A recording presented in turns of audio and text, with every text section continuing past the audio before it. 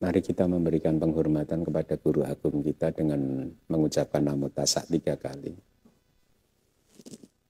Namo tassa bhagavato arahato samma. Namo tassa bhagavato arahato samma. Namo tassa bhagavato arahato samma sambuddhassa. Baik, Sukihontu para upasaka dan upasika sekalian, semoga Anda semua berada dalam keadaan yang sehat, damai, dan bahagia. Pagi hari ini saya akan menyampaikan ajaran Buddha tentang pandangan yang benar. Ya, saya rasa keputusan ini muncul mungkin 2 hari yang lalu untuk menyampaikan pandangan yang benar karena pentingnya pemahaman terhadap pandangan yang benar, yang benar-benar harus Anda pahami pandangan yang benar itu seperti apa gitu. Kenapa? Karena untuk mengeliminasi atau meminimalkan atau bahkan nanti akhirnya bisa menghancurkan pandangan yang salah. Kenapa pandangan yang salah harus dihancurkan? Karena menurut Buddha itu dalam salah satu sutta, kalau nggak salah di Anguttara Nikaya, Buddha mengatakan, aku tidak melihat ada satu dharma pun atau satu dhamma pun yang sedemikian merusaknya selain pandangan yang salah. Karena begitu pandangan kita salah, maka pikiran kita salah, ucapan kita salah, perbuatan kita akan salah terus. Ya, dan kita akan cenderung terus-menerus menumpuk karma buruk. Ya, contohnya seseorang yang meyakini atau memiliki paham bahwa melakukan upacara kurban dengan menyembelih binatang itu adalah karma baik, maka dia akan cenderung mengulanginya terus kan setiap saat gitu, kapanpun. Itulah mengapa Buddha mengkategorikan pandangan yang salah itu sebagai dharma yang paling merusak. Artinya paling merusak itu yang bisa membuat seseorang itu melakukan karma buruk dan harus menanggung akibatnya untuk masuk dalam salah satu dari 4 apaya. Ya. Selain itu juga mereka yang mempunyai pandangan yang salah juga akan sulit untuk menemukan kedamaian di dalam kehidupan ini. Ya, itulah mengapa sebaliknya mereka yang mempunyai pandangan yang benar akan bisa menemukan kedamaian dan kebahagiaan di dalam kehidupan ini. Bukan berarti ketika Anda memiliki pandangan yang benar lalu kehidupan jadi baik-baik saja buat Anda, tidak. Tetapi karena pandangan yang benar Anda, maka Anda mulai bisa menerima kehidupan ini apa adanya. Dengan lapang dada apapun itu yang terjadi pada Anda. Nah, itu adalah manfaatnya. Dalam realisasi puncak melalui kemunculan magga atau jalan, pandangan yang benar akan menghancurkan kilesa-kilesa, dan sejak kehancuran kilesa-kilesa tersebut maka Anda akan kembali jauh lebih banyak mendapatkan kedamaian di dalam kehidupan ini, karena sesungguhnya yang membuat hidup ini tidak damai itu adalah kilesa. Ya, bukan orang lain, bukan kejadian buruk, bukan apapun, tapi kilesa lah yang membuat kita ini menderita. Ya. Nah, Buddha mengkategorikan atau menurut ajaran Buddha, pandangan yang benar bisa dikelompokkan ke dalam 3 poin atau 3 jenis pandangan yang benar. Yang pertama adalah kama sakata samaditi, artinya pandangan yang benar yang memahami bahwa semua makhluk itu memiliki karma sebagai propertinya masing-masing. Ya, nanti akan saya jelaskan. Kemudian yang kedua adalah dasak watuka samaditi, artinya pandangan yang benar yang memahami dengan baik 10 objek atau 10 hal, yaitu bahwa dana itu baik dan menghasilkan buah yang baik dan seterusnya. Itu akan saya jelaskan mungkin minggu depan gitu ya. Kemudian yang ketiga adalah catuk sajak samaditi, pandangan yang benar yang memahami 4 kebenaran mulia. Kedua pandangan benar yang pertama itu selalu duniawi, artinya tidak perlu ditembus bisa Anda dapat dengan pengetahuan Anda yang bersifat duniawi. Sedangkan yang ketiga itu juga bisa ditembus atau juga harus ditembus melalui kesadaran maga atau jalan yang adi duniawi. Nah, pagi hari ini saya akan menyampaikan pandangan yang benar yang pertama, yaitu kama sakata sama didik. Pandangan yang benar yang memahami bahwa semua makhluk itu memiliki karma sebagai propertinya.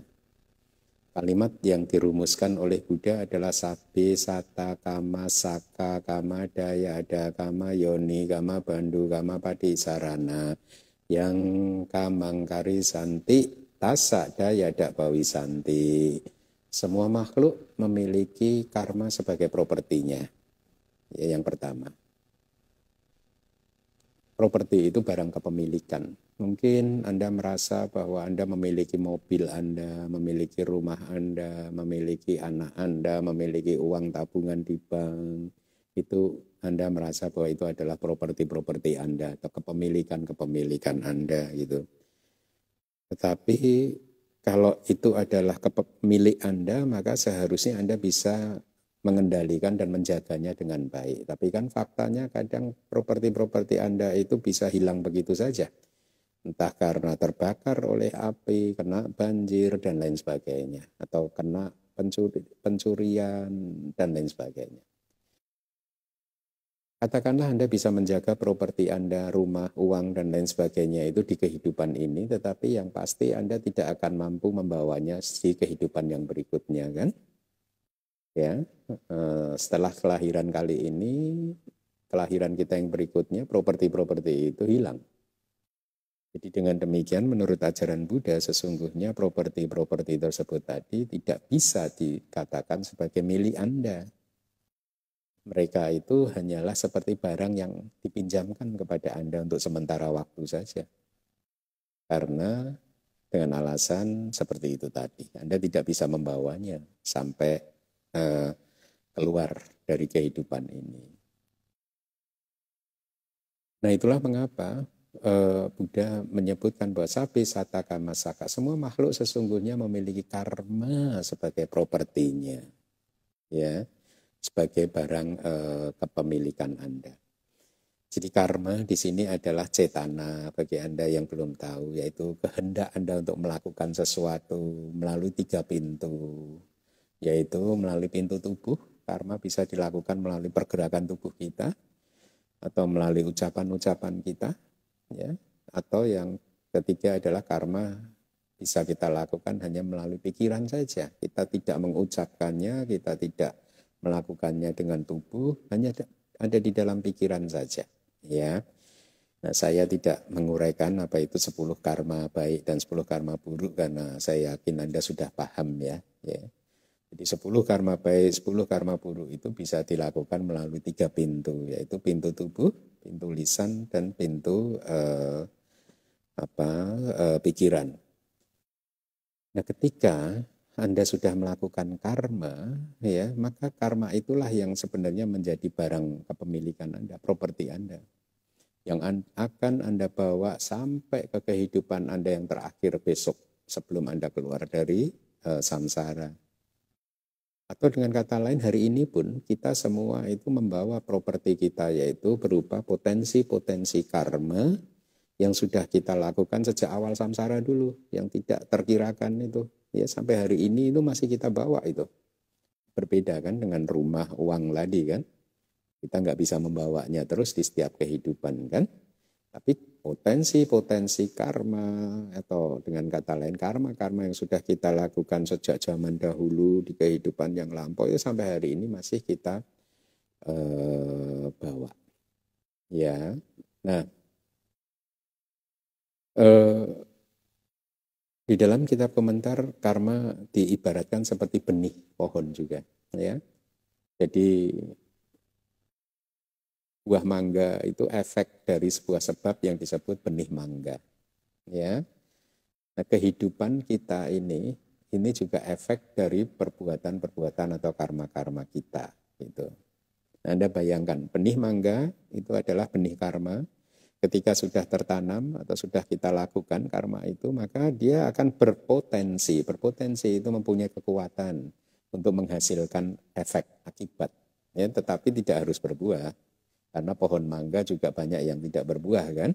Sama, karma kita juga sebenarnya banyak yang tidak berbuah gitu. Nah, jadi ketika benih mangga menghasilkan buah mangganya banyak sekali itu, kemudian buah mangganya turun, jatuh ke tanah, busuk, kemudian benih mangganya tumbuh lagi jadi tanaman, ya. Terus dari sini akan muncul lagi tanaman yang baru gitu. Dari satu benih ini tadi. Nah, sama karma-karma yang kita lakukan di kehidupan yang lampau sudah menghasilkan buah berupa kelahiran kembali kita saat ini, ya. Dan di kelahiran kita saat ini, setiap detik kita melakukan karma-karma baru. Ya, bisa jadi karma baru yang kita lakukan di kehidupan kali ini atau karma lain yang sudah pernah kita lakukan di kehidupan yang berikutnya akan juga kembali menghasilkan kelahiran kembali. Seperti benih pohon mangga tadi, satu benih, tapi pohonnya yang tercipta banyak kan, gitu, ya. Jadi hati-hati ketika Anda melakukan satu karma, maka ya Anda akan membawa karma tersebut sampai ke kapanpun, di kelahiran yang manapun, dan akan terus berpotensi untuk menghasilkan kelahiran kembali. Kalau karma yang menghasilkan kelahiran kembali adalah karma baik, Anda akan lahir di alam yang baik. Kalau itu karma buruk, Anda akan lahir di alam yang buruk. Jadi lihatlah, bahwa memang sebenarnya ya properti kita itu ya karma-karma kita itu tadi, ya, bukan harta kekayaan Anda. Orang-orang sering berpikir bahwa oh saya bahagia karena harta kekayaan saya. Ya memang gitu, secara konsep, secara bahasa yang kita sepakati, Anda bahagia karena uang-uang Anda. Tetapi sesungguhnya yang membuat Anda bahagia adalah karma baik Anda. Karena itulah sesungguhnya yang menjadi properti Anda gitu. Mungkin di kehidupan yang dulu Anda sudah melakukan karma baik berupa berdana, sekarang melahirkan Anda sebagai orang yang punya atau berkecukupan. Gitu. Nah, jadi hanya karmalah sesungguhnya yang menjadi properti kita, yang bisa memberikan kita baik itu kenyamanan, kebahagiaan, ataupun juga bahkan kesulitan, kesengsaraan, penderitaan, dan lain sebagainya. Itu kalimat Buddha yang pertama, yaitu Sabbe Sata Kama Saka. Yang kedua adalah Sabbe Sata Kama Dayada. Artinya semua makhluk itu memiliki adalah ahli waris dari karmanya. Ahli waris dari karma. Jadi Anda itu sebenarnya adalah ahli waris dari karma-karma Anda, yang mewarisi buah dari karma-karma Anda, dengan kata lain. Ya. Orang-orang mungkin berpikir, sering kita menggunakan istilah bahwa oh si A sudah mewarisi harta kekayaan dari orang tuanya yang berlimpah-limpah, oh si B juga mewarisi harta dalam jumlah yang sekian gitu. Tapi sesungguhnya Anda tidak mewarisi hal tersebut, tidak bisa dalam pengertian yang puncak dikatakan bahwa Anda sudah benar-benar mewarisi harta-harta kekayaan dari orang tua Anda tadi. Dengan alasan yang sama, karena Anda nggak bisa membawanya melewati kehidupan ini. Kalau itu milik Anda kan Anda bisa bawa sampai di kelahiran Anda yang manapun. Tapi kan harta warisan tersebut kan harus Anda tinggalkan ketika Anda meninggalkan kehidupan yang ini. Ya, atau kadang gitu ya, harta warisan itu seperti tadi juga seperti penjelasan sebelumnya bisa hilang. Gitu, karena dicuri, karena foya-foya, disalahgunakan oleh anak-anak Anda, atau kena banjir, atau disita pemerintah demi hukum, dan lain sebagainya. Tetapi karma tidak bisa dihancurkan dengan cara seperti itu. Begitu Anda melakukan karma, maka itu akan benar-benar menjadi barang warisan Anda yang nggak akan bisa hilang sampai kapanpun.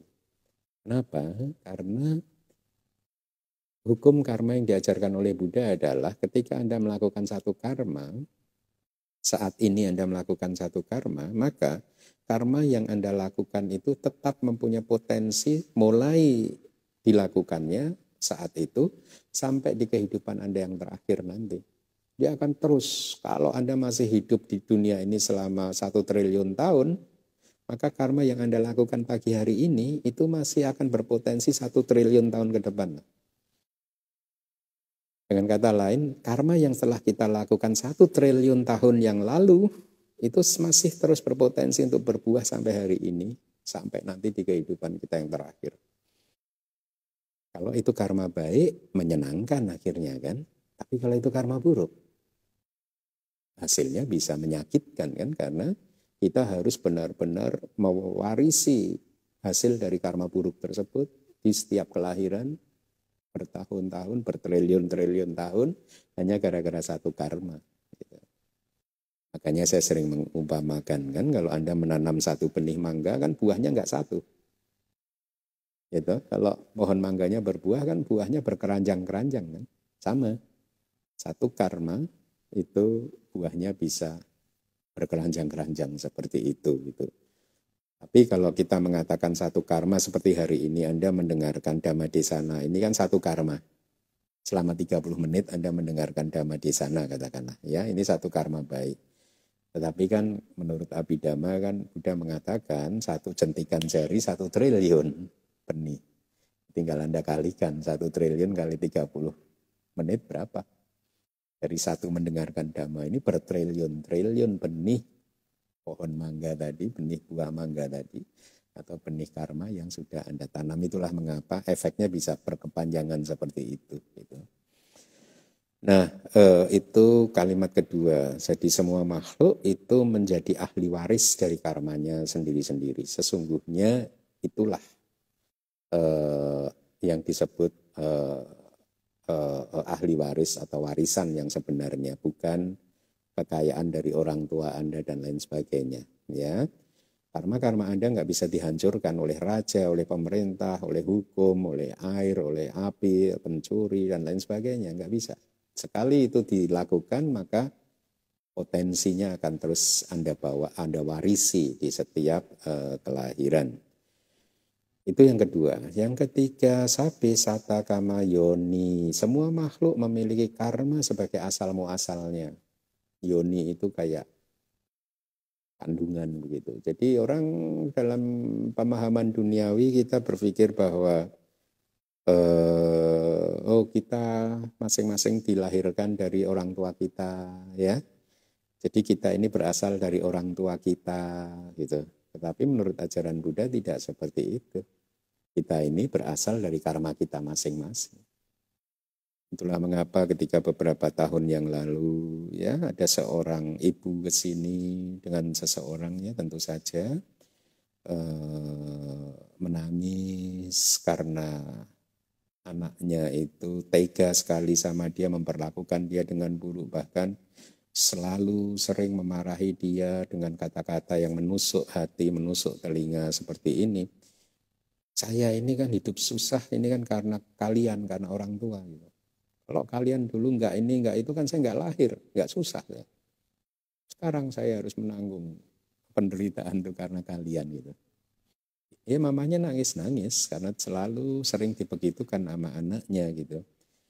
Sayangnya anaknya tidak pernah mau ke sini gitu. Waktu saya minta dia untuk bertemu dengan saya gitu. Karena kalau dia mau ke sini saya akan kasih tahu bahwa sesungguhnya kamu mengalami hal seperti itu ya efek dari perbuatan kamu sendiri. Bukan karena lahir di kedua orang tua kamu, bukan. Karena sapi sata kama yoni. Semua makhluk memiliki karma sebagai asal-usulnya. Jadi Anda masing-masing itu lahir di keluarga Anda masing-masing memang secara konsensus, ya, kesepakatan dunia kita lahir dari orang tua kita. Tapi sesungguhnya kita ini lahir dari karma kita. Kenapa Anda lahir di orang tua Anda, saya lahir di orang tua saya? Kenapa tidak saya lahir di orang tua Anda lahir di orang tua saya? Ya, karena karma kita masing-masing. Ya. Nah, jadi apa yang dimaksud sebagai semua makhluk itu memiliki karma sebagai asal usulnya itu seperti itu. Jadi, bahkan di kitab komentar disebutkan, ya benar ya, memang kita ini lahir dari orang tua kita kan, tapi itu sebagai sebab sekunder saja. Sebab utamanya adalah karma-karma kita masing-masing. Karena kita dulu melakukan karma tertentu dan akhirnya karma tertentu itu berbuah, cocoknya saya ini lahir dilahirkan oleh orang tua saya atau masuk ke kandungan ibu saya, ya maka saya lahir di situ dan Anda juga demikian gitu. Karena karma-karma Anda dari masa lalu itu membuat Anda cocoknya masuk ke kandungan mama Anda masing-masing gitu. Ya tetapi sesungguhnya yang membuat Anda masuk ke kandungan mama Anda kan karma Anda. Jadi itulah mengapa Buddha mengatakan bahwa sesungguhnya asal usul kita itu adalah dari karma kita masing-masing. Nah tadi saya katakan, kalau kita memahami ini, maka kita akan mendapatkan banyak kedamaian kan. Si anak tadi tidak mendapatkan kedamaian karena memiliki pandangan salah. Setiap hari dia komplain terus ke mamahnya yang single parent. Komplain terus. Bayangkan orang yang suka komplain itu pasti udah kehilangan kedamaian kan, dan kebahagiaannya kan. Lebih baik orang itu kan hidup tanpa complaining mind, nggak komplain ini, nggak komplain itu gitu. Karena memang sifatnya samsara itu pasti ada kekurangannya menurut kita kan. Jadi komplain itu tidak menyelesaikan masalah, ya justru akan membuat kita ini terbakar terus dan akhirnya kehilangan kedamaian kita. Yang berikutnya kata-kata Buddha sape sata kama bandu, artinya semua makhluk itu memiliki karma sebagai keluarganya. Relatif, sanak family gitu ya.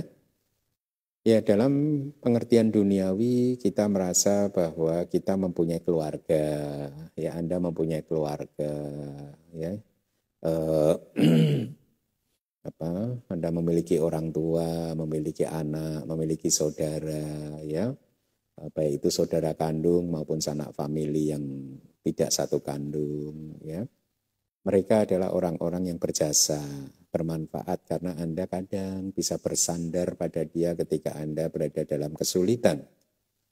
Tetapi sebenarnya kemampuan mereka untuk menjadi sandaran Anda itu terbatas sekali. Ya, tidak selalu dia bisa dipercaya untuk menjadi sandaran yang baik. Ya, kemudian juga mereka tidak akan bisa membantu Anda lagi ketika Anda keluar dari kelahiran yang kali ini. Ya, itulah mengapa menurut Buddha mereka sesungguhnya tidak bisa dikatakan sebagai the real relatives atau keluarga yang sesungguhnya gitu. Sanak family yang sesungguhnya. Gitu.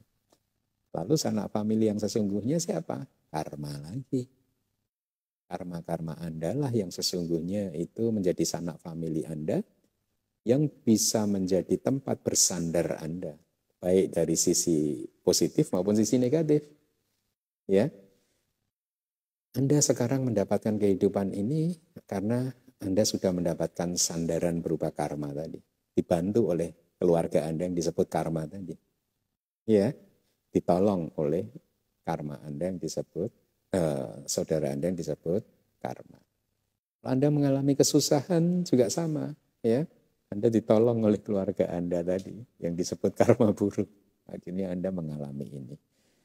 Dan sanak family atau keluarga yang disebut karma ini akan terus mengikuti Anda terus di setiap kelahiran. Nanti ke depan itu akan terus mengikuti Anda. Dan dia akan terus menjadi keluarga Anda, akan terus berada di dekat Anda.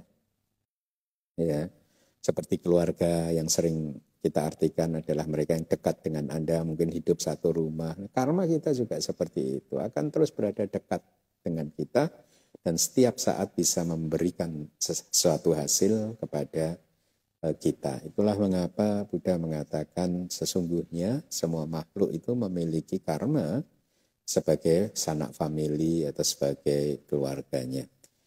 Yang terakhir adalah kama sapisata kama patisarana. Semua makhluk memiliki karma sebagai perlindungannya. Perlindungan itu tempat berlindung. Ya. Kalau kita kepanasan, kita berlindung di bawah pohon, ya. Kalau kita kelaparan, kita berlindung dengan mencari makanan. Kalau kita kehausan, kita berlindung dengan cara mencari minuman. Kalau kita sakit, kita berlindung pada dokter, ya. Dan seterusnya.